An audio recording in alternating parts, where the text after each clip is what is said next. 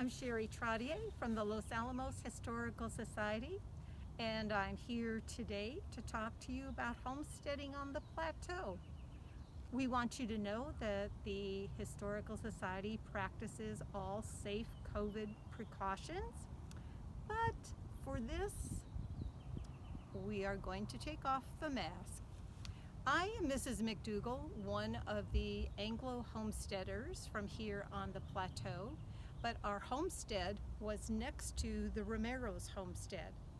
This cabin belongs to Victor Romero, who was the son of David Romero, one of the original homesteaders on the plateau. Come on into the cabin and we will show you what homesteading was like on the plateau.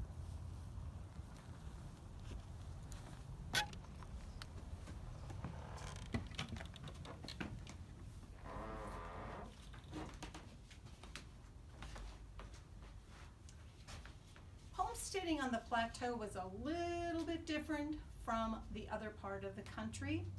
As a matter of fact, in 1862, President Lincoln signed the Homesteading Act. The law was a surveyor had to survey the area, break it into 160-acre lots. You applied for one of those, built a structure to live in, make improvements to your land, and in 5 years, the land was yours. The difference on the plateau, though, was the surveyors couldn't get up on the plateau. It took 25 years before the first homestead was applied for. There was just a few trails up here, so it was quite a journey for the people that lived in the valley, who already had homes, farms, ranches, to come up here and spend the summer on their homestead. That was another big difference. They only lived here from April till about October, whereas the other people that were homesteading had to live in their places all year long. One thing I would like to show you as we go around the cabin are some of the essentials for staying on the plateau. First of all, everyone had a stove. And this little gem has quite a story in itself. This is original to the cabin, but it was found outside in the weeds behind the cabin. A resident from this area picked it up, took it to their summer home in California, and on a return trip happened to mention to someone in the Historical Society about the stove and if we would like it. It was brought back, and it's now back in its home. I want you to see what a challenge it was to cook and use this stove. This is the oven. If you can imagine trying to cook with that small a space, and also the real art of how to keep the fire going just right in order to bake, that was a skill. Even in the summer, this stove was kept going all day long. If it wasn't used for cooking or preserving, it was used for heating up the water. And this was used almost every day, whether for washing clothes, washing dishes, washing yourself, and of course, using the famous White King laundry soap. As you look around the room, every space was used. We have all the different cooking utensils. We have all the essentials for baking. And if you will notice along the wall here, when families would when they would come up the plateau in the springtime, they had to bring enough food and water for the first few months.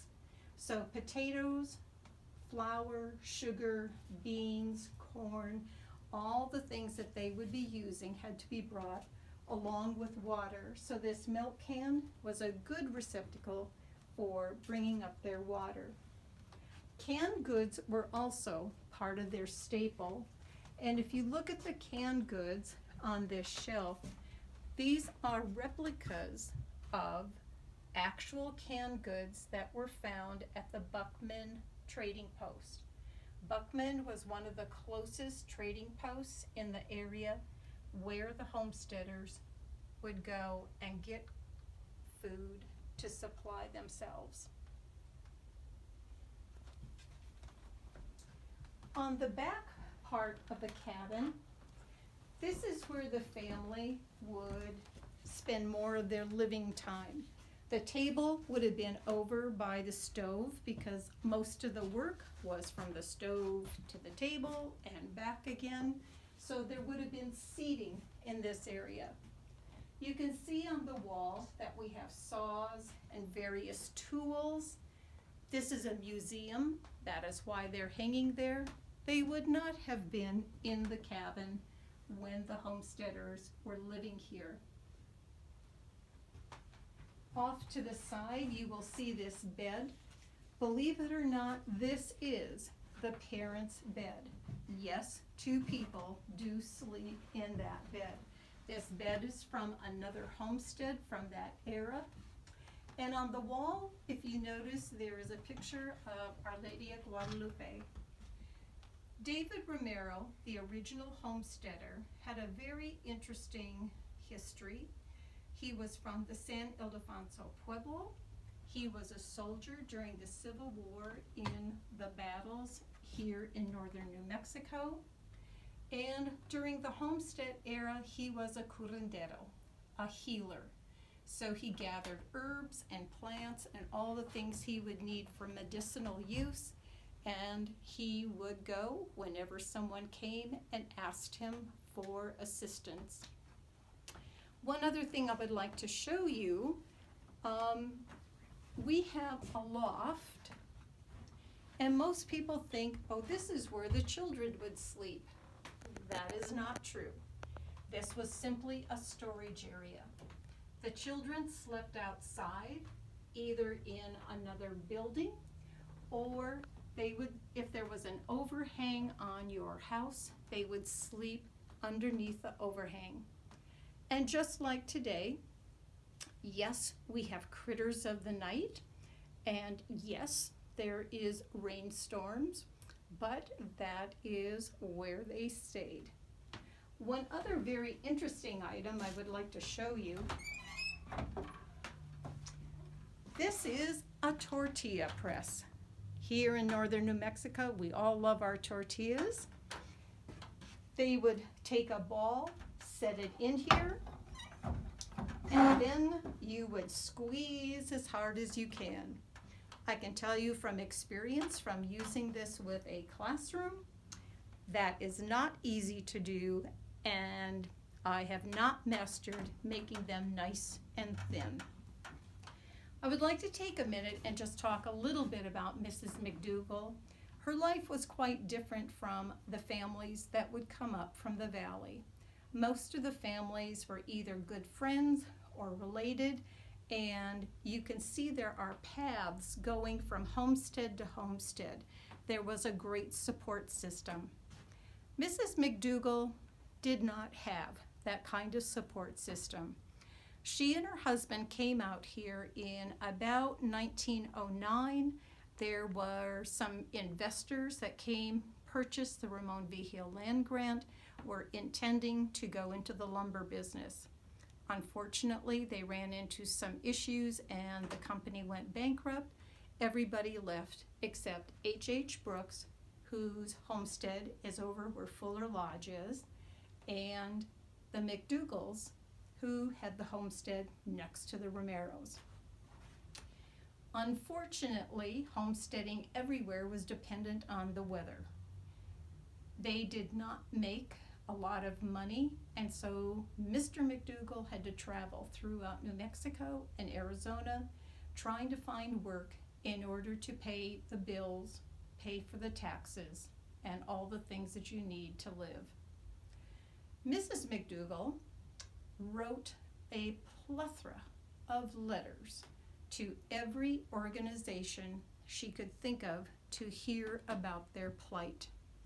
She wrote to the Department of Interior in Washington, D.C., to the Forest Service, to people in Santa Fe and Denver, she would try to get them to understand, why are you expecting us to pay you taxes?